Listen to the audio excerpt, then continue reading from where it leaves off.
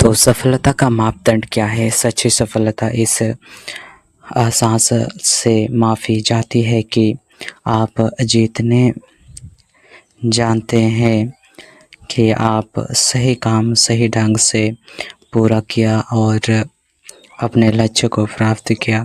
सफलता इस बात से नहीं मापी जाती कि ज़िंदगी में हमारा ओहदा क्या है, बल्कि इस बात से मापी जाती है कि हमने किन मुसीबतों का सामना करके उसे पाया।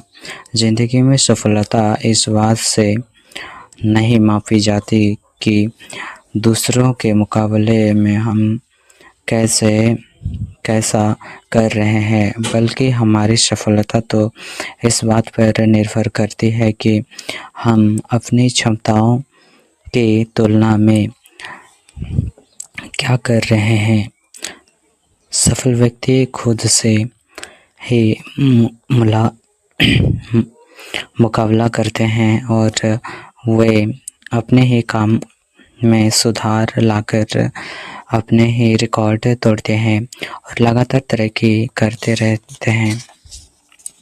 सफलता इस बात से भी नहीं मापी जाती कि ज़िंदगी में हम कितने ऊंचाई तक जाते हैं, बल्कि इस बात से तय होती है हम गिरकर कितना बार उठते हैं।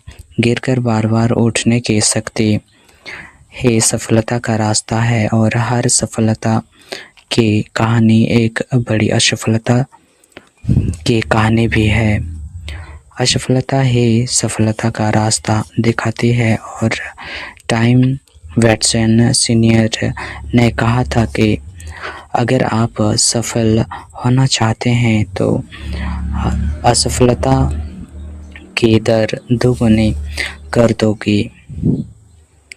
कर दीजिए। और अगर आप इतिहास पढ़ें तो पाएंगे कि सभी सफलता की कहानियाँ बड़ी असफलता की कहानियाँ भी होती है, लेकिन लोग असफलता को नहीं देखते, वे सिक्के का सिर्फ एक ही पहलू देखते हैं और कहते हैं कि वह तो बहुत किस्मत वाला है, वह सही जगह पर सही वक्त पर रहा होगा।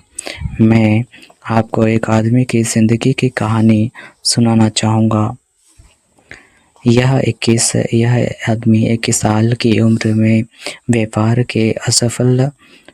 में असफल हुआ। 22 साल की उम्र में एक चुनाव में हारा और 24 साल की उम्र में फिर से व्यापार में असफल हुआ और 26 साल की उम्र में उसकी पत्नी का देहांत हो गया और 27 साल की उम्र में मानसिक संतुलन खो बैठा। 34 साल की उम्र में कांग्रेस का चुनाव हार गया और 45 साल की उम्र में सीनेट का चुनाव हारा। 47 साल की उम्र में उपराष्ट्रपति बनने के प्रयास में नाकामयाब रहा। फिर 49 साल की उम्र में सीनेट का चुनाव हार गया और 52 साल की उम्र में अमेरिका का राष्ट्रपति चुना गया। यह व्यक्ति अब्राहम लिंकन था। और क्या आप उन्हें असफलता कहेंगे? वे हार कर बैठ सकते थे, लेकिन लिंकन के लिए हार एक पल की बाधा थी, कोई अंत नहीं।